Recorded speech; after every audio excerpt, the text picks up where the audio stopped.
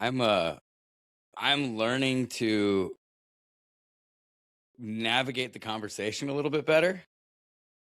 So I'm working on eliciting the story from the person rather than just giving them instructions and letting it go, because then I don't really involve myself. And I got a couple new guests lined up that it's going to be a little bit more banter, which I hope this one is as well.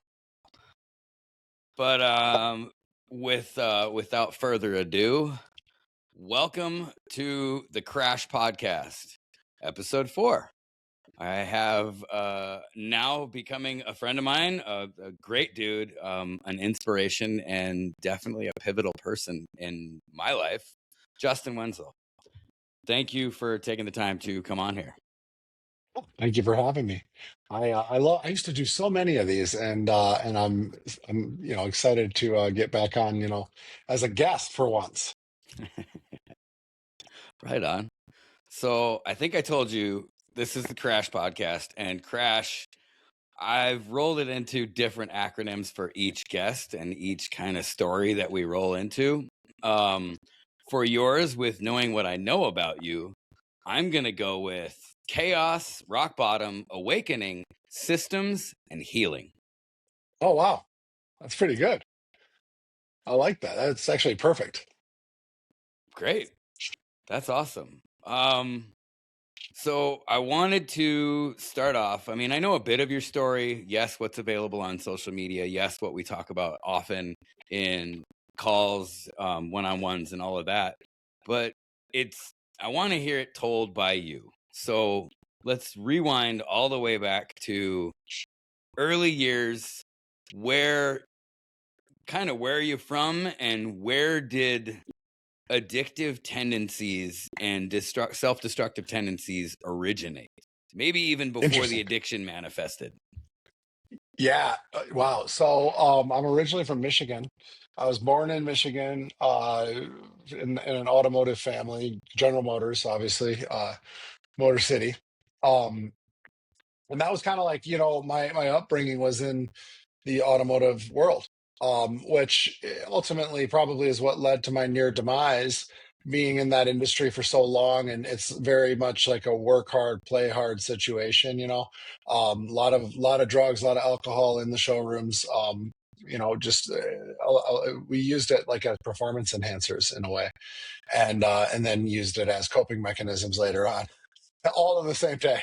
Um, Yeah. and that was kind of how the industry ran. But I grew up with a very solid family upbringing. Great dad, inspiration, mentor, loved me, loved my brother. Great mom, was very present. They were both very active in our lives.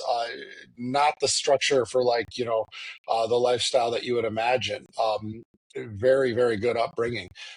Didn't have alcoholic parents, didn't have, that wasn't really even like around my life. Like my parents drank and stuff, but it wasn't like problematic or anything like that. It was just my dad worked really hard and they would go out and stuff like that, but I never really would see him like drunk or anything like that. Like it wasn't a big deal. Wasn't really part of the deal.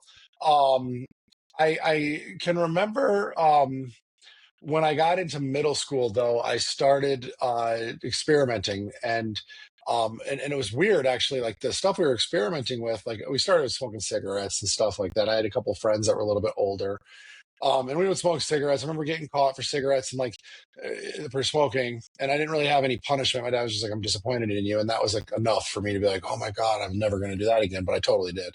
Um, Friends, all friends doing stuff, you know what I mean? Just normal kid shit. Yeah. But we were also like 15 years old. I had friends that were on like Ritalin and like Concerta and stuff, and we were like trying snorting that stuff, and it was never a problem. Like I did it maybe once or twice when we were like having a sleepover or whatever, and just because we saw like someone else's big brother do it, but never really an issue. Smoking cigarettes and stuff. The first time I actually drank, I got alcohol poisoning when I was like probably 13 or 14. And I drank Captain Morgan and Coke, and I had no idea how much to drink and whatever. I just completely lost control of that when my parents were on vacation. But really, there wasn't like anything that stood out in my childhood that would have pointed to me having a an addictive personality. Until I went on a mission trip in high school. My After my freshman year of high school, we went down to like these villages in Mexico, and I remember we were getting on the in the van to go like through to this village in the mountains, and like it was a really sketchy trip. And they talked about like we probably get motion sickness in the van from like going up and down, going up this mountain and like the turns and all of that stuff. So they offered Yeah. us Dramamine, and I remember that he said that you guys might get drowsy on the Dramamine, and I asked him for two of them. And the guy who like led the trip was like, "You got a drug problem, kid?" And I was like, and I like do that. That still to this day, like makes I still think back to that to where I was like, do I have a drug problem? Um, and so that was probably the first time that I ever like was challenged and thought about it. Um, Ultimately, though, again, normal upbringing. I was in the music scene, so like I was playing in bands and stuff, and we would drink and stuff on the weekends, but nothing big. And then right before college, I had moved out of my house pretty young. I had a really good job, and I made really good money. And I had a roommate that was older than me, and we got a condo downtown Grand Rapids, and like in a really big party building. You know what I mean? Like with older Yeah. people. And I had looked older at like 18 years old, dude. I looked like I was in my 20s. So and I knew all the bars and I knew all the bar owners and managers and stuff. So I could always drink underage when I go there. And plus, I played in bands that played in these bars. So I always had like an in. You know what I mean? Even at 18, Yeah. 19 years old, I could always drink like a just like a normal person. Like nobody, everybody thought I was 21 or 22. So so when I moved into that apartment um, downtown, I had some friends that started introducing me to cocaine and stuff like that, and I'm 18 years old, dude. I'm like making good money. Like I had a brand new GTO back when Pontiac was still around. I had a brand new crotch rocket. I had a brand new Hummer. Like I was doing like big things at 18 years old, and in this like sick apartment downtown, like nobody, no 18-year-old had this shit. My roommate was 24, and so like we just partied. And then cocaine got introduced, and back then there was cocaine was easy to get and it was good. Hmm. So so I I remember always had that. like the dope. Yeah, I always had the dope man at my house, like hanging out with us, like girls coming in and out. And I just was like, I fell in love with being that guy that had like the place that everybody went to for drugs. Um, and it got pretty bad like that. Then I started not showing up to work, and I didn't really, there wasn't really any like repercussions. But finally my roommate was like, he actually cared about me, and he was like, okay, he's starting to really fall off. And so he went to my family and was like, hey, Justin's got to move back home. So I moved back home, got off the coke, still drank and stuff. My parents didn't care if I drank because that like again, it was like one of those things where like normal, right? Yeah. And it was never like I didn't get in trouble, I didn't get DUIs, I didn't nothing like that happened. So I kept drinking, and then decided to go to college, and I got into like a really prestigious business school, like very, very solid business school. I was a pretty smart kid. So I got right into this college and moved out there. Was first year in the dorms, freshman year, and everybody was partying like crazy. So, I drank a lot, but I showed up to class, did everything. And lo and behold, I started a band, a punk rock band, like a hardcore punk rock band in college that took off. Okay. So when you say punk rock, that means different things to different people. Also, did you check out the band that I sent you? Yeah, yeah. I think I've heard of them before. That's they're small gutter punk Vegas band, and they played the Vegas area, Arizona, Cali, blah blah blah. But what do you mean when you're punk? Like, what kind of? Give me some bands Okay. that you played like. Okay, so when I say punk rock on a podcast, I say punk rock to avoid the conversation of like what I actually listen to. So just so people can leave it up to their own imagination. Like because if I say alternative rock, they go straight to butt rock, right? So if I Yep. say punk rock, I people people be like, all right, yeah, punk rock. But so I played like hardcore. Okay. Yeah, so like not like hardcore metalcore, right? So Okay. faster paced, heavier, drop tuning, more screaming than singing. Some singing, but mostly screaming. So more hardcore. So yeah, one of my favorite I just bands, and say I punk split rock my to tongue not open. confuse people. Fair Yeah, enough. yeah, I one of my favorite bands is Mastodon, and yeah, yeah. they're Fantastic, man. wonderful.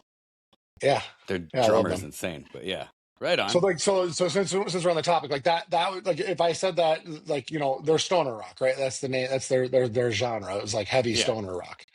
Um, so anyways, that's again, I just don't get too far into genres when I talk to like on podcasts because people have no clue what I'm talking about. They're like, this guy is yeah. crazy. But yeah. So yeah, it would have been like almost like a southern hardcore like party anthem like metal style deal, very fast Okay, and like a almost like fast kind of Pantera. Pantera. No. It would have been like you probably don't know like Every Time I Die would have been like the a band Heard name of, or a not band name. familiar though. Yeah. So like very like storytelling, like very Okay, very it was cool. It was called Georgia Moon. And that I'll name check them came out. actually after a band that I had toured with um a couple years prior because I toured quite a bit and that came from a story of when I was like my 17th birthday and I was on the road and uh I had gotten alcohol poisoning again off of Georgia Moon corn whiskey. um so when I was down in Wichita Falls, Texas, um and yeah, so that we I just named the band after that night. Anyways, so that band actually it did pretty good. So that was like back like in like I've been doing like social media marketing my entire life since social media has been a thing. So but since like Yeah. MySpace days and Facebook days. Well, back then bands would have been really they would have really pushed themselves on MySpace, okay? Yep. But because we were a band and we were all members of a university, we had access to the full Facebook. Because back then, if you remember Facebook, you had to have a .edu email to get into Yep. Facebook. So Hmm. we had that. So we were able to advertise our band on Facebook and get shows at different colleges. So I had a house in college. I bought a house in college. That was back when anybody could buy a house. Yep. Um, and I had my band members all lived in it, and we had a venue down in the basement. It was decked out, dude. The house was badass. Nice. Um, and we would literally plan. We'd all plan our classes around the same Tuesday, Wednesday, and Thursday. So we would burn through our classes Tuesday, Wednesday, and Thursday, and then we'd go out and we'd play different colleges, different areas, different towns. Thursday, Friday, Saturday, Sunday, and then Monday recover. And so that turned into a lot more partying, a lot more regular drinking, and then pills started to get introduced to me. All And right. in my school, Vicodin and codeine and Adderall and all of that was like pretty heavy. Once in a while I'd do cocaine, but that wasn't really a big deal. But pills got really really heavily introduced to me, and then I kind of learned how to doctor hop, and learning how to doctor hop Ah. was Yep. like the game, Yep. right? Because then you were the guy who could get all the pills, and you'd have all of them, and you're in Hmm. college, and everybody wants them, and You had all um, the rattles for the babies. yeah, exactly. So I got really good at doctor hopping, and again, this was the time like this time period, like this is why the epidemics happened, was because it was easy to buy houses, which is what collapsed the housing market, right? And it was easy to get opiates. Yep. Doctors would prescribe opiates to everybody and anybody, and as many as you Yep. wanted, it didn't matter. And I Oh had yeah. 3 or 4 different pain clinics that I could go into, and I could call them, and they would call the order in across the state into my university town, and I could literally just get pills at any time. It didn't even matter. And by the way, my insurance covered them all because I was still on dad and mom's insurance. Oh So I yeah. would I would get, if you remember, like Pogs dispenser Oh bottles yeah. of Norcos for like $4. And so I'd have hundreds of Vicodin, and I would just start taking them, and I got up to Yeah. such a dose, like I was taking like 30 to 40 Norcos a day. Damn. On top of that, like drinking like a fish every day. Whiskey was my Mm. thing. and taking Adderall to balance it out, so I didn't like, Yep. completely go catatonic. And then, I was taking benzos too, like just Yep. bad. Like, Yeah, I had a and couple docs where I'd have full jars of the blue footballs, the Watsons. And then I yeah, told him I had anxiety about my pain, so he'd throw me 90 tabs a month. And yeah. yep, doc hopping. Yep, So did that too. so you want to hear an interesting story about that? Um, I lost about 3 years of my life thinking that I had hepatitis. Yeah, Okay, go yeah. on. So listen to this. So I had same doctor that did this to me also is the reason that I was able to get off opiates by accident. So so I had a doctor that was actually like a primary care physician. He wasn't like a pain management doctor, but he would always write me prescriptions. He was a concierge doctor. So he would write prescriptions for whatever you wanted. But he actually did care about me in a way, and he wanted to actually help me. So I would always go in about anxiety, pain, stuff like that, whatever. And so he would write me all the prescriptions to the Klonopin and the Xanax and the Norco and the Adderall. He would write me all the fun stuff, but he wanted me to actually treat the problem, right? So he he prescribes Wellbutrin. Okay, he prescribes me Wellbutrin, and so I start taking the Wellbutrin. Well, this doesn't get you fucked up, right? This is just Wellbutrin. Right. But Yeah. I just took it as prescribed. That was the only drug that I would take as prescribed. Well, one day I'm sitting in class in the lecture hall, and we get let out for break. And typically on break, I would go out and I would smoke cigarettes, right? Like that's Yeah. what you do, right? And I'm all addied out, and I want cigarettes. So I go out, I go to light a cigarette, and I'm like, oh, what the fuck? So I throw the cigarette. I light another cigarette. Now, dude, at this point, I'm like a 2 pack a day smoker. And so I light another cigarette. I'm like, oh, fuck this. And now I'm all confused because I love cigarettes. And so I go back to the lecture hall, the class is back in. I open up my laptop and I type in sudden distaste of cigarettes in WebMD. And WebMD says hepatitis C. And it was like a fucking gong went off in my head, right? But then all the shame and like embarrassment, I was like, oh my God. And Okay. by the way, I'm like the only freshman in college that has a sleeve of tattoos. So I'm like, I caught hepatitis from a tattoo. My dad was right. I shouldn't have gotten these tattoos. I Oh can't I yeah. can't tell him. Yep. I can't tell my family. I can't tell anybody. I'm a leper. Like, and so I'm like literally convinced that I have this disease. And so I hit it. I hit it. And I would literally like overdose myself on Adderall and stuff, so I would want to smoke cigarettes over top of whatever I had going on. Yeah. And so like 3 years go by and I'm like faking symptoms, dude. I'm like, no, in my head, I'm dying. Like I'm dead. I'm already dying. And then finally one day, I was like, "Oh, fuck this. Enough's enough. I'm going to the doctor."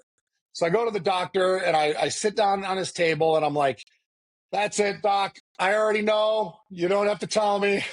It's it for me. It's a wrap. And Oh, and by the he's like, way, Wellbutrin has this effect. yeah, yeah, yeah. So he goes. Well, what do you mean? I'm like, I know I have hepatitis C, and I'm dying. My liver's shutting down. I'm getting jaundice, and I'm just dead. And he's like, well, hold on a second, Justin. You have no signs of it in any way, shape, or form, but we'll run your blood for everything and whatever. And so he runs my blood, and then I get a call, and he's like, Justin, you're not dying. You don't have anything wrong with you. I'm like, okay. He goes, but I did notice that you're taking Wellbutrin. And he's like, yeah. He's like, well, Wellbutrin is an anti-smoking aid. It's going to make cigarettes taste disgusting to you. And I'm like, oh, okay. So, and about that same exact time, that same doctor was like, Justin, you're taking 30 Norcos a day. There's no way your stomach is going to hold up with that, and like your liver, kidneys, and everything else. He's like, there's no way. He's like, so I'm going to switch you to oxycodone. And in my Ah. head, I was like, oh shit, that's the real stuff. Right? Yep. Not at all thinking that I'm taking 30 fucking footballs a day. Like, what Yep. difference does it make at that point? Yep. But Yep. but All at that that time, acetaminophen. right. But at that time, I Heath Ledger had died. Yeah. Okay. So, and if you remember, Heath Ledger died from Oxycontin, Oxy. benzo, and alcohol. Yep. they said that that was the trio that took him out. Well, there was Yep. no way in hell that I was giving up drinking. That was part of my identity, right? Yeah. And there was no way. And the benzos were fun when I was hungover, and now I got these oxycontin, and they're glaring me in the face, and I'm like, I can't mismanage these. I'll die. Yep. So I took them exactly as prescribed, and suddenly they stopped doing their thing because it wasn't near the 300 milligrams of Norco that I Yep. was taking. So And it, funny that you and I had talked about this on a totally different on a totally different topic recently. NLP. You had conducted NLP on yourself at that time. that's what it was. That's so crazy. Yeah, I'm That's what it reading was. much It more was into total it, and pattern interruption yep, because right because now it was like I had this like new fear of, and I respected OxyContin so much when yep, at the end of the day I could have abused the fuck out of that, mm-hmm, right? yeah. And so When and so I was gonna go say, ahead. when I had my shaker bottles full, I didn't care about the bars. I would just keep a handful of those for like 4 a.m. when I was coming down off a blow, so I could go to sleep. But the blue footballs, I like those. I never got heavy into them, but I would be eating 2 or 3 a night at work because I could do, as a chef, I could do 600-700 covers on a crazy restaurant in Vegas, and it would take the edge off. Like, oh, I don't care. Let's just bust it out. Meanwhile, the guy next to me is going upstairs and doing foilies of Roxy's, and I'm like, you're fucking crazy. You're an addict. Yeah, It's the same damn thing. it's the same thing.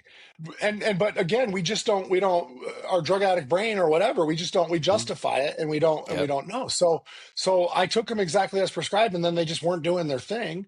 I got alcohol still, and that's doing just fine for me. Yeah. So I just stopped taking them. I ran out one day. I was like, I don't really want to go back to the pain clinic. It always makes me feel dirty going there, and like, so I was just like, you know what, I'm just not going to do them anymore. And it was like I let them go, like it didn't even matter. And I never touched them again, and never touched. And later on, a few years later, I might have like grabbed some like Norcos from some buddies like in the showroom or whatever, but it was never an issue again. I Yeah. never went back to it. So it was crazy Mm-hmm. how yeah, NLP. It was kind of like doing NLP on myself without even knowing Yeah. it. Right. And so yeah, that was again, so at that point, I was back to just being like a straight alcoholic, and I would use Adderall just so I could drink longer and Yep. perform better. um and so years went by with that same vicious cycle, party nights of like drinking and doing coke and stuff like that. And then coke got reintroduced, again, because I'm making a lot of money. And so it didn't really matter. So I was, I could have whatever I wanted, and I was that's like after. So this is about 10 years ago. Okay. I went through a body transformation. So Yep. here's another interesting thing. So I got a weird, like, my, it's not weird, like all of our stories are the same, but there's elements of my story that's different than traditional rock bottoms and stuff like that. So Yeah. um I had gotten jacked. I'd lost over 100, like over 150 pounds, and got jacked and like in the best shape of my life way before I got sober. So like I got, dude, I was drinking That's in the gym. unusual. Very unusual. And the whole thing is I was like into going to like festivals and stuff like that. So like I wanted to look really good at the festivals and whatever. And so Fair. I had gotten jacked, and then I'd go to the festivals and take Molly and do coke and just everything, and a lot of mushrooms and stuff like that. So like I got Mm-hmm. really into like the party drugs, right? And I Yep. got really into the party scene and all of that. And so like that was like my thing. So yeah, so as that kind of went on for a couple of years, like that was just part of life, right? But I still maintained my job, like did really well at work, and there were days that I would walk into work still tripping on acid and stuff. And I'm talking like this isn't like working a job that you're alone. I'm running like a showroom with like 30 fucking salesmen and like people like in my office demanding stuff, you know what I mean? And I'm like Yeah. conducting myself suit and tie, like just like, yep, whatever, but like I'm tripping balls.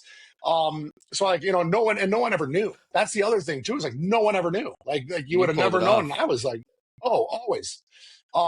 And then I got my first DUI. And that's when things started to get rough, right? And it wasn't because of the first DUI, because your first DUI is a slap on the wrist. Yep. That didn't. As a matter of fact, it's so funny because I got my first DUI in Northern Michigan, and it was like I went in and they're like, all right, cool, you got a year of probation, and that's it. And then me and my attorney left, and I've known my attorney my entire life, and we left and we went to the bar. We were an hour and a half north. We went to the bar, got wasted, and I drove my attorney back to our house an hour and a half, and and we just That's laughed about funny. it the whole entire time. I have a similar story to that, actually. Same day Okay. as court. Almost got the second one. Okay, so my first one was I totally 1000% deserved it. And it was my roommate's car. I was drinking at my work after I got off work because it was a restaurant. You got shift beers and the owners didn't care. We partied with them all the time. So after that, I had gotten a ride home because I was way too wasted. And I called my girlfriend at the time, which, short side note, this girl had cheated on her ex to get with me, which should have been a red flag, but definitely wasn't in my state of being at that time. So I called her to say, hey, I got home. I'm going to crash out. And a dude answers her phone and I'm wasted.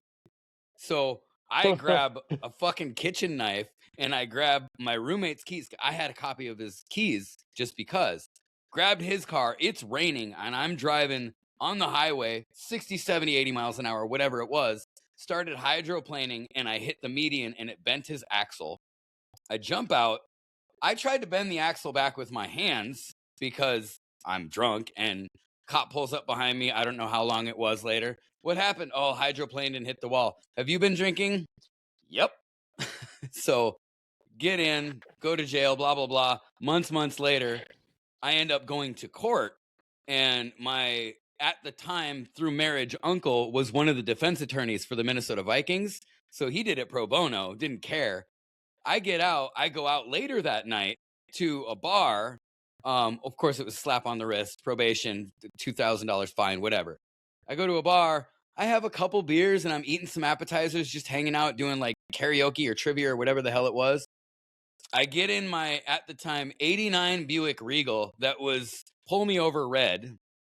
And I start driving home. I'm not buzzed. This was like 4 hours and I had a few beers. But I started turning into this gas station because I knew my tire was low. And then I turned back out. Cop pulls me over, says, you were swerving on the road. Says, no, I'm not. Do a field sobriety test. Okay, sure, that's fine. I did the test, the field sobriety, no problem. He goes, blow into this. And I was like, I blew into it. I was like, what's my level? And he goes, it's a pass fail. You failed. And I was like, no, what's my BAC level? It should give you a number. It's like, it's a pass fail. You failed. They bring me in, they book me, they tow my car, impound me, and in Minnesota, they have these things called whiskey plates. After your second DUI, your license plate now starts with a W. Everybody calls them whiskey plates, meaning the cops don't have to have probable cause for anything to pull you over when you have those plates. Okay. So I get impounded. I have to pay the impound fees. I get my license suspended. I get all of that bullshit.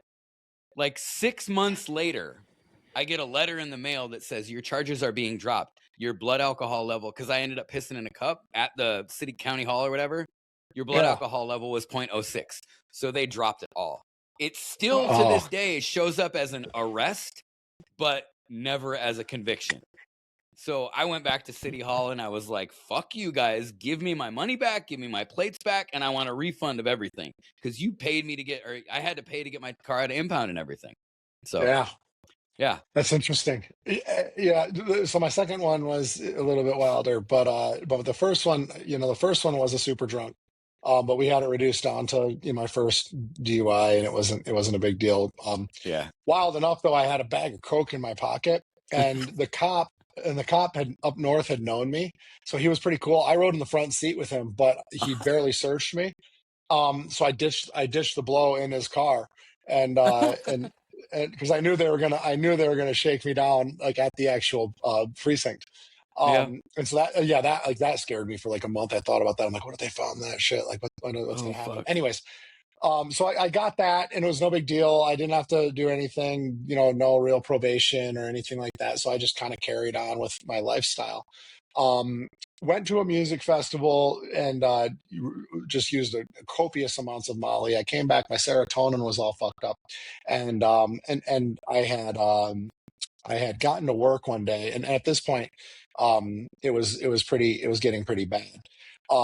So just with like the Molly use and stuff like that, we need to pause for 2 minutes, not even. Okay, Sure. mark this real quick. 29:49. Sure. Sorry, I gotta take a leak. Do your thing, man. I have a hard time focusing when we have to do this in my podcast all the time. All good.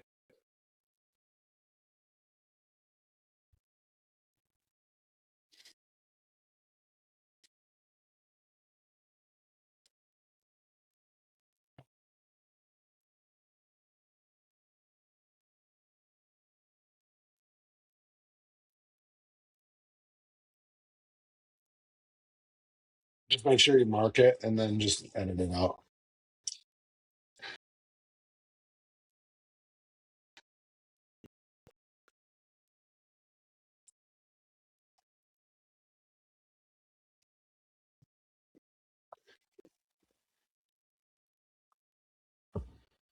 All right. Um, So yeah, I was drinking quite a bit. I'm drinking at work quite a bit too. Yeah. So I had gotten to work one day. It was like on a Monday, I believe, and I was not. I just wasn't feeling it. I wasn't. I was going through some relationship stuff back then, and I just was having like a off morning, and my serotonin was completely fucked from all the Molly that I did the weekend before. I think I was in Miami or something like that, That'll and happen. I got to work, and then I just like parked my truck, and I always parked. I had like my own parking spot in front of the showroom, so I'd come in, I'd go through the car wash that we had on the side, and then I'd back my truck in, and then come in the showroom. And I always made like a big scene when I'd walk into the showroom, and so all the salesmen knew that I was there, and the whole thing. So it was whatever. So I ended up pulling in, backing into my spot, and then I was like, "Fuck this! I'm not coming. I'm not going in," and I just took off. Well, at that point, I was like using nitrous oxide pretty heavily. I really liked whippets. Like that was one of my favorite drugs, just because of how Yeah. fast it hit you. There was like nothing that Hippie hit you crack is faster than fun. that. Oh yeah, oh yeah. And so I loved driving and doing them, Oh, which okay. yeah, yeah. All right. Like That's at I risk. loved yeah, I loved driving and doing them. All my vehicles, I had like a whipping machine. That's what I called them, but like a cracker in them and stuff. And I loved driving and doing whippets. It was like my favorite thing to do. Damn. That's And oh ballsy. yeah, I fished out and hit the curbs before, and yeah, it was not a good situation. I was losing it.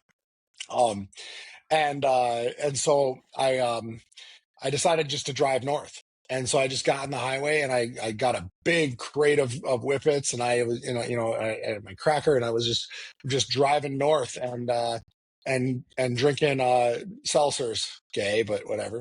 And was drinking seltzers and listening to music and just like in my element. I turned my phone off and everything. And got all the way up north and went to this like scenic overlook. You've been to northern Michigan, it's like, it's like beautiful up Mhm. there. And I know Michigan, I know like northern Michigan, like all the back roads, like I know where I'm at, and all, I grew up going up there all summer and everything. So I knew like the dirt roads, like where everything went, how to get back to 131. And so I get up there and I go to the scenic overlook, and I I'm like, and I came to, and I was like, what the fuck am I doing all the way up here? I was like 2 hours north, and I was like, what the fuck am I doing all the way up here? So I'm like, I'm going home. So I turn around, I start headed back, and I'm like, I'm going to take back roads all the way back and just kind of keep the party going. And so I'm like taking dirt roads and like going up and through like all these different roads and windy roads and all this stuff, like, and just kind of inching my way back to um uh Cadillac, which it might have even been a little bit south of Cadillac, um where like basically 131 is like it connects, and then you're like a home stretch back to Grand Rapids. Like you don't have to really Yep. worry about it. I've driven that drunk a million times, right? um and so I start going through like the one of the highways, I think was called 113, and it's a 2-lane highway. And and I'm driving, and I'm driving fine. Like I at this point I'm fine. I'm not like fucked up, just whippets, but they come and go, and then a few seltzers. And I look back and I see, and I see like cops and stuff, and then I'm like, they can't be here for me. And there's like a lot of them, like a lot of cops. So I'm driving, and I'm like, I put my hand out the window, and I'm like, come on, go pass. Like, you're good. Like, I'll, slide over a little bit so you can pass me. Like, they had their lights on and everything. And then, so I just kept driving, and they were right behind me with their lights on. And I'm like, that can't be for me. I didn't do anything wrong. And, but I know like there's oncoming traffic and stuff. So I'm like, maybe they're waiting to pass them to go, whatever. I don't know what I was thinking. And it was for a while that they were behind me. And then finally, like one of the undercover vehicles pulled up next to me, and rolls his window down. He's like, pull over. And I'm like, me? And he's like, yeah. I'm like, okay. So I pull over, and now they're all around me, surrounding me, blocking traffic, everything. And they all have their guns drawn. And they're like, get out Oh of the shit. car, get out of the car. And I'm like, what the fuck? Did I rob a bank? Like, did I take too many whippets and rob a bank? Like, what happened? And so I poked my head out of the car. Oh, by the way, I took a whippet before I got out. And Hey, I officer. got out of yeah. I get out of the car, and are you guys got the right guy? Like, what's going on? And they're like they're like, Justin, is everything okay? And I'm like, yeah, what do you mean? Not anymore. Like, what's going on? And they're like, and then like it got really calm, and they put their guns down. And I found out later that the reason that they do that is, I'll explain in here in a second. And they're like, well, you got people that are worried about you, dude. And I'm like, what? And they're like, yeah, evidently you were at this lookout spot, and I'm like, how does anybody know where I was? And they're like, yeah, well, that's a very common place where people commit suicide. and Ah. and I'm like, interesting. And so at the time, my ex, or the my fiance at the time, she pulled the OnStar on my truck and saw that's where I was, and she's from that's her hometown. So she Oh, okay. knew. She was like, oh my god, he's like, she knew I was partying all weekend, and that I was feeling depressed and stuff like that.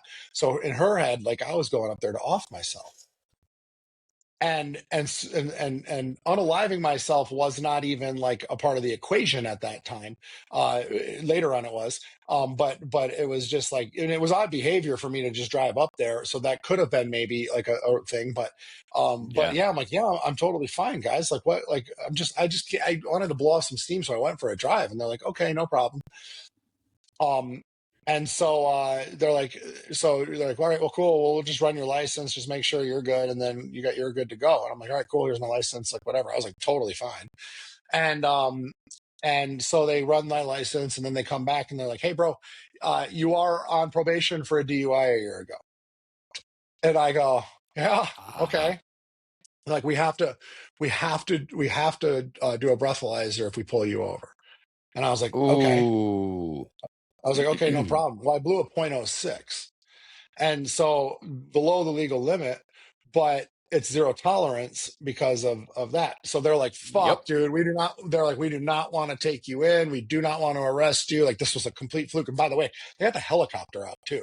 Because Damn. I was going up and down all the dirt roads. So they didn't know like where I was. They couldn't really, because every time the navigation would update, I would be like on a different road. And so like my truck was like Yeah. blipping all over the map. So anyways, they're like, we got to take you in. And so they didn't want to. They like, we were laughing out there and stuff, and I was like, oh fuck, dude, like, I'm fucked. Like, it is what it is. So um I go to jail and go back to jail, and I get arraigned the next day. And the judge, they were all cool. The judge wasn't. The judge was not happy about them having to take the helicopter out, and not to mention, the judge was it was about to snow, so like they had to take a helicopter out before a snowstorm. So she labels me a danger to society. She gives me $180,000 bail, Oof. and wanted to throw the book at me. Um, and so that was when things started to get bad, you know. So I have my attorney has been like I said, he's been my attorney my entire life. I've known him my entire life. He's 96 years old. And his brother is a judge in my hometown. And And so we were able to get the charges transferred just because it was so far away. We were able to get Hmm. the charges transferred to Grand Rapids under his supervision, that judge. And so everything, like I was able to work something out to where like the charges and everything were all like reduced, dropped, and all of that. I still had to serve jail time for the probation violation from the DUI before, right? Yeah. But I needed to be able to retain my driver's license. So I had to go to sobriety court. And I don't know if you've ever done sobriety court. Yes, I Um, have. you have. So you're aware, drug court is grueling. A lot of people will just go serve jail time, right? Like a lot of people will just go serve jail time instead of do sobriety court because they cannot do it. It's not even a matter of the staying sober part. It's a matter of the demands, right? And you don't have a driver's license, and not because they issue your driver's license about 2 months into sobriety court, where you have to get an interlock and all of that stuff. Yep. So most people would be like, dude, just give me a month in jail, like I'll just go serve that, or whatever, 90 days in jail, and I'll just go serve that instead of do sobriety court. And Yeah. During my sobriety court, I was lucky. I mean, I had both ankle monitors on for a period of 3 months because they put me on house arrest at first, oh, really? and I was in Vegas, so I just got rid of my car and took the bus everywhere. But I see. having a house arrest officer check in all the time, a crazy ex-tweaker girlfriend at the time, and I got a second job just so I'd get the fuck out the house. So I was working Yeah. 2 jobs while on house arrest. But yeah, yeah, drug court sucks just for all the fucking hoops you have to jump through. It's really rough, and for me it was bad because like I couldn't, I had to blow in a mobile breath unit every single day, twice a day. So I couldn't drink. Drinking was off the table. And but and I had a prescription to Adderall, and I knew how to abuse the Adderall and still flush my system enough so that it would show on a piss test just for whatever. And I had made friends with my probation officer and the judge in sobriety court. They knew me, like they'd all bought cars from me and stuff like that. So like they loved me, and so I had a good situation in terms of what I could get away with, but it was still like having to show up constantly. It was still like having like, Yep. and I'm still suffering at this point. You know what I mean? I'm still suffering because like I'm going through this breakup and I'm dealing with a lot of codependency issues. And at this point, all I had was nitrous oxide because I Yeah. couldn't, you know what I mean? Because I couldn't drink. And this Yep. is the first time drinking was fully taken away from me. And so I couldn't drink. So nitrous, and then on top of that, I had separated from my then fiance. So I was living in a high rise downtown on top of a 5-story nightclub. So the whole party's going on underneath me. Oh I can't shit. I can't do anything. So I'm locking myself up in this high rise. I'm having pallets of whippets delivered up to me, and then on top of that, I'm driving without a license. And I'm driving to court every twice a week, parking my truck up at the apartment building and running through the woods and telling them I Ubered there. Like, I mean, it was really bad. uh And and the and amount of meanwhile, work that we will put into to get away of stupid shit. I know, and that's just it. And that's like, and I didn't even realize I was an addict at that point. But yeah, so that was the only thing that I was doing was whippets at that point. But like, going through sobriety court, actually doing really, really well. So um I had to go back up to northern Michigan to serve some jail time for the probation violation. And that was really bothering me. Like having my actual freedom taken away was like really the only thing I cared about. And that was really bothering me because one, because it was like, I was already going through like crazy like codependency issues. I was starting to fall really deep into depression. I couldn't put the whippets down. Like it was like the weirdest drug to be addicted to. Out of all the drugs that I've overcame, that one was one that just had such a hold on me. And so I had to go up there. So my brother took me up there, and I went, and it was cool because I knew the guards. I'd already been in that jail, so I knew the guards, and they were really cool. So they gave me and there's more to that story, but from a couple months prior, I did end up in the psych ward for a suicide attempt about 3 weeks prior to that. And Well, I'm and glad it and wasn't successful. No, me too. And then went into jail, and I pretty much slept the whole entire time because it was like just me in a cell, right? Like it was drunk tank, but like I think I'm pretty sure I was the only one in that jail, like, like a very small town in northern Michigan. Um, and so I just sat there by myself for a few days, and then when I got released, I was sitting at the desk with one of the officers, female officer, and she's like giving me my shoes back and giving me my bag of personal items back and all of that. And she's looking at me and she's like, "Are you okay?" And I just remember waking up that morning and feeling like really like off and like really dizzy.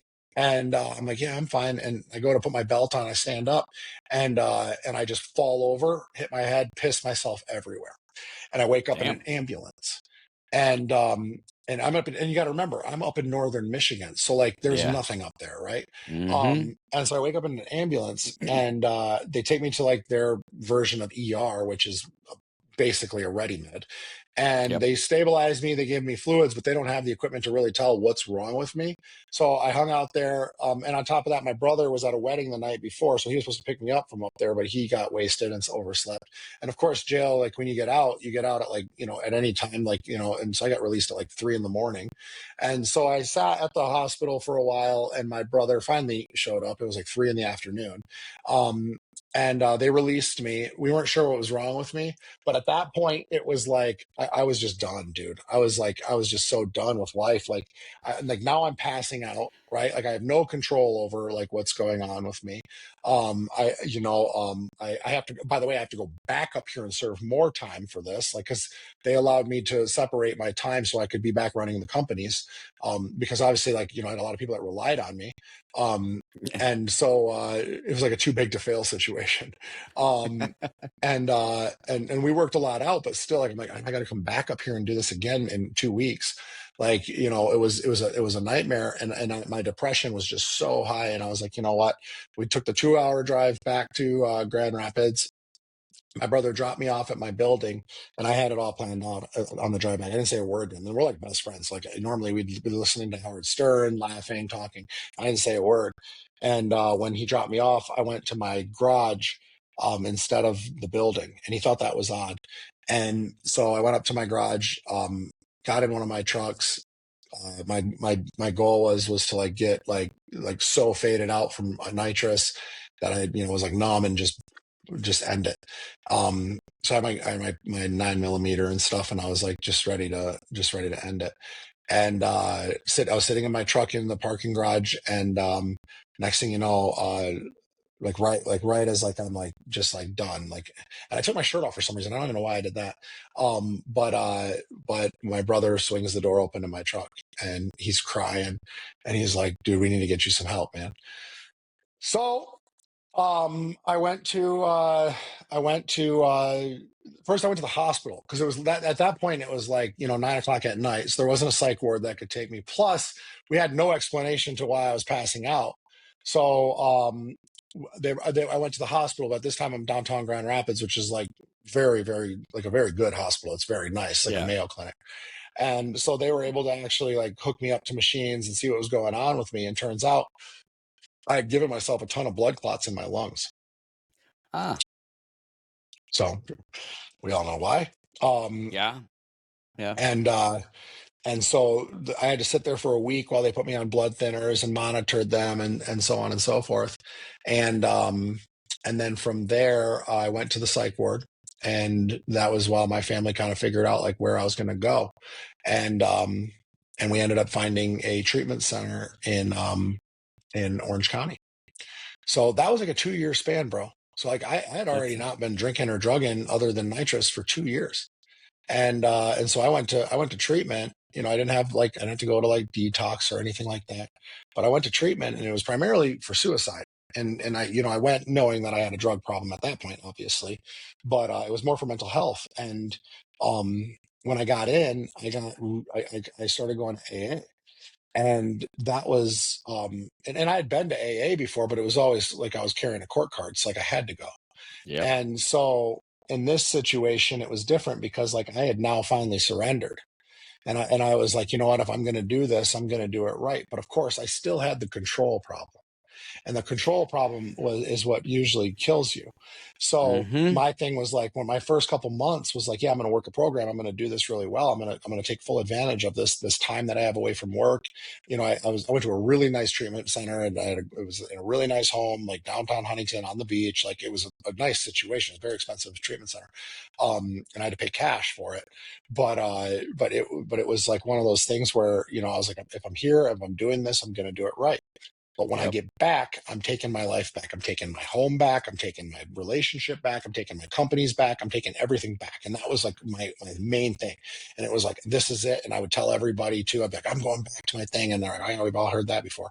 And, and it was Yeah. like, you know, and that was it. I was like gung ho. I'm like, this has got to happen. I'm going to be the greatest thing that the auto group has ever seen. I'm going to be like the all-star dad and like all this stuff. And like, I'm going to be the greatest, whatever. And I get through my almost through my steps, and I'm talking to my sponsor, and he's like, "You're still dealing with some stuff." And I was like, "Yeah." He goes, "You're still dealing with a lot of codependency issues," and he goes, "And you're dealing with this control thing like you wouldn't believe. I want you to take another chip. I want you to take a first chip again."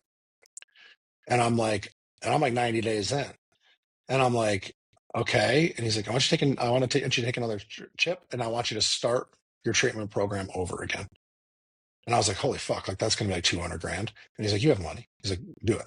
He's like, I want you to start your treatment program over again. Dude, I'm crushing it. I'm like a model fucking client of theirs or patient of theirs. Like I'm participating. I'm ready to start leading the groups, right? Like I'm doing Yeah. really fucking good. And my sponsor, who was a really successful dude, very, very good, a lot of time sober. He's like, no, he goes, you're not ready for this yet. He's like, and I was like on step 10. Yeah. And he's like, you're starting over. So I took a first chip again. I was sober. I was sober 90 days, like longer than that at that point, way longer Yeah. than that. And so he makes me take a first chip again, and then makes me go into the treatment center and tell the owner that I want to extend my stay another 3 months. So I do. And the owner is obviously like, fuck yeah, cha-ching. Um, but uh Right. but but so I do. I started over again. And that's when the real work started. That's when I let go. That's when I decided that I needed to really put all this into myself. And so I did. And after that second 90-day program, I got out and called my family, uh, quit my job, and I never went back to Michigan. Hmm. And That's it that's was a the transition. greatest, and it was the greatest thing that has ever happened to me. But I think a lot of people that don't know, they don't know that I left like a $500 million lottery ticket back in Michigan, walked away from a massive business that was set up for me to own and take over. Massive business, like 1,200 employee business that was set up for me to take over. And I walked away from it, and I never went back. Well, I mean, not to get too far ahead of the interview, but I mean, look at you now, dude. Oh, yeah. Yeah. Yeah. So speaking of that, that was a little bit lead ahead segue, but so that was the transition. What did early sobriety look like? Because I know everybody's everybody's got similar stories of the struggle, the shit going on. Speaking of, you were the guy, you had the house. I had a house that I didn't know, but until 6 months after we got out of it, people had called it the acid house. I mean, a lot of other things were available there because of me, but it was the acid house. Somebody called it that. I'm like, yeah, oh, okay, I see why. Anyway, That's awesome. I was never really the guy that held. I was the guy that knew where it was. Mm. Uh, anyway, but yeah, we You we know, picked up sheets and they would disappear really quick. I have some funny acid stories, but we can go there another time. Um, so early sobriety for me. So here's the deal. Um, I actually really fell in love with Alcoholics Anonymous, and I would go to this meeting in Newport, which for listeners who don't know about Newport Beach, very upscale area. Hmm. And the Alano Club there is full of a lot of guys with a lot of success and sobriety and a lot of Hmm. time. And these guys, like, it was cool, man. Like the way that they moved, the way they talked was just different. Like, and they were like confident, and they were all very successful, and just Hmm. very, and they, you know what I mean, and just very confident men. And Hmm. so when I got into that, it's just like, we always talk about your network and like the rooms that you're in. And it was like, not only was I in a really good AA meeting, but I was around a bunch of guys that like weren't just sober, they were like thriving in sobriety and like Yeah. doing really, really well. So it was so attractive to me. So I wanted, like, right away, I can remember like being so like, you know how most meetings go, like you have like the inner circle row, right, where it's like all the guys that have time that are like old timers, and then you have the outer circle, which is guys that are coming up, and then you have like rehab row, which is like the guys who Yep. get druggy buggied in, and Yep. they sit on the outside. And so like I was in the second row, you know what I mean? I think I just got through my 12 steps, but I used to always watch those guys, and every time they would be like, if you guys worked your 12 step, raise your hand if you're willing to sponsor, guys. And all these Rolexes would go up in the air. And I would look around and just be like a line of just like gold and like the dopest watches, and they were all boom. And I'd look down next to their seats, and all their keys were Mercedes and Bentley and Ferrari and Lambo. And I was like, these guys are living, right? And the way they sat was with like such confidence. And I was like, and I didn't care about the car or the watch. That means nothing, right? But Yeah. the point was is that they weren't just sober, they were thriving. And I was Hmm. like, that's what I want. I want to build a life that substances, like, my life is so fucking great. Why would I ever need a substance? And that was what really the goal was. Yep. So I wanted to be in with them. So my whole thing was like, I wanted to start building that network. Like I wanted to be in that network. I want to start building my own network. And now I'm living downtown Huntington. I got a place. I'm starting my life over here. I had gotten a really great job running an auto group, high paying job, like very, very back to like getting my life back and building success and all of that. Hmm. You know, I got the watches, I got the cars, I got everything back, but like, um, it was just one of those things where it was like I was around the right people. And the more I spent like really diving into, and by the way, at this time too, like I was even in better shape, and like, you know what I mean, and just like everything was like going perfectly well for me. I met a dude who was an online coach, and I had told him my story, and he was like, dude, like you have an incredible story. He's like, and like you're educated, I'm college educated. Like, I know about health, I know about fitness, I know about nutrition, very like a lot. I'd been through it all. I'd been through a body transformation, been through, getting in trouble, been through a lot of things. He's like, you should get into online coaching. And so I did. And I did it as a side hustle, and I fell in love with it, and it meant so much more to me than anything else, right? And on top of that too, like I'm sponsoring guys at this point and picking them up from the same treatment centers that I went to, Yep. and working the steps with them and stuff. And then my coaching business started to really like take shape, and people from back home were seeing like what I was doing, and they were seeing like how I was thriving and how I was sober and all of that. And so they started to reach out. And then, like, before you know it, I had like a whole bunch of my college friends that were all running dealerships and stuff like that. And I don't want to get into like the marketing and all the stuff that Yeah. the business, it doesn't really matter. Okay. But like I had worked my coaching program so good that it started to really like bring a lot of great people into my program. And now people are losing weight, and they're getting sober, and they're building better lifestyles, and things are like really happening. And so I was able to walk away from the auto industry.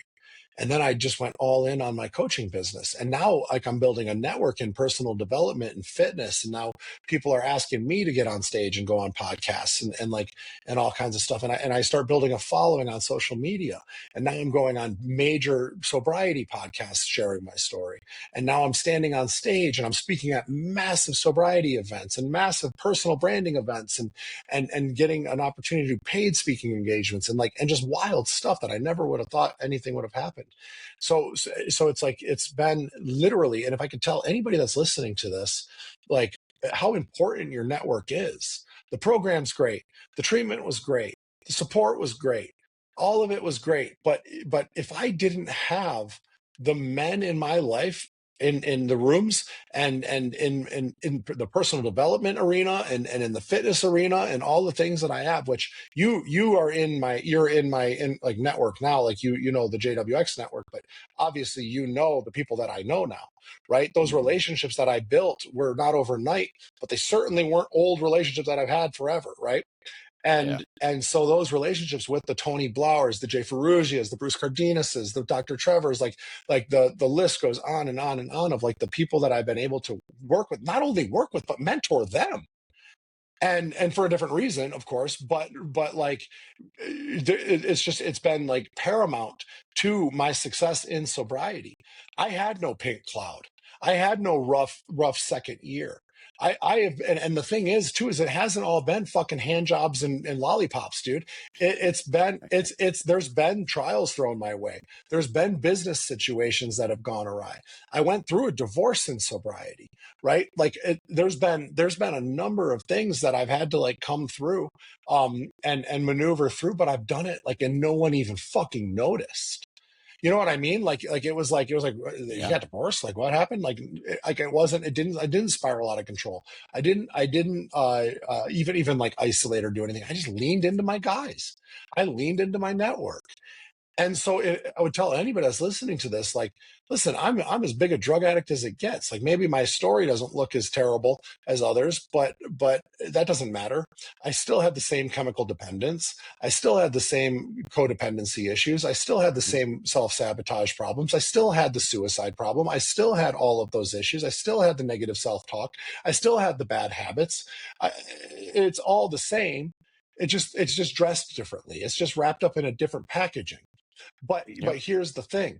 If I didn't have the men in my life that I have today, I would have never been able to come out of this not only on top, but lifting tons of other people up on top with me. So if you're listening to this, understand that your network is your net worth. And that's a cliche at this point, but it's really fucking important to understand, and it's really fucking important to adopt and to take into your life, and not only that, but initiate it and push yourself into the rooms. Yep. I mean, that your network is your net worth it's cliche and it's been said 20 different ways. I mean, the other one is you want to see your future, show me your friends. Hmm. It's facts. Yep. We are a product of our environment, and we have the control over what our environment is. Whether we Correct. believe that, know it or not, or act on it or not. Correct. So this was great. I mean, I knew a bit, but I'm very happy to have gotten to hear a lot more. And I know there's even more there, and we could go back Oh and yeah. forth on all the war stories and the ones that we still laugh at. Yeah. Yeah, I had Those my don't matter festival though. times. I had my designer times. They are fun to throw back and forth, but yes, ultimately they don't matter. They Yeah. gave us the Oh yeah, perspective no, that they're we fun. have now. Yeah, they're fun to talk about. But yeah. So this is good. Man, this was awesome. On the topic of wrapping up and your marketing and your social media, please, I know you want people to find you. Tell Yeah. people where to find you. Look, just find me on Instagram. It's just at Justin Wenzel. No dots, no spaces, nothing funny, no, not church stuff. It's just my first and last name. At Justin Wenzel. You can find me there. Hit me up, shoot me a DM, tell me you found me on Bjorn's podcast. Thank you everybody for tuning in. This has been the completion of episode 4 with the wonderful and amazing and quite interesting Justin Wenzel from JWX and many other wonderful endeavors. I'm Bjorn. This has been the Crash Podcast. Thank you. Find me on Hold My NA Beer, holdmynabeer.com, and TikTok, Facebook, Instagram, YouTube soon because this hasn't been released yet. I hope I'm saying that you've enjoyed listening by the time. Well, I'm going to cut that shit out. Don't Enjoy leave this. Enjoy this. Fuck, I had something else I was going to say. it. Fuck, what was it? Oh, follow. If you or somebody you know needs help, you're struggling, there's two definitely fucked up individuals here who are learning how to thrive and thriving in life. Reach out. We will help you. 100%. You can't do it alone, and you shouldn't, and No, you don't have no, no, absolutely not. Nothing can be done alone, success or failure. to. All right, brother. Thank you All right, again. man. I'm gonna hang out while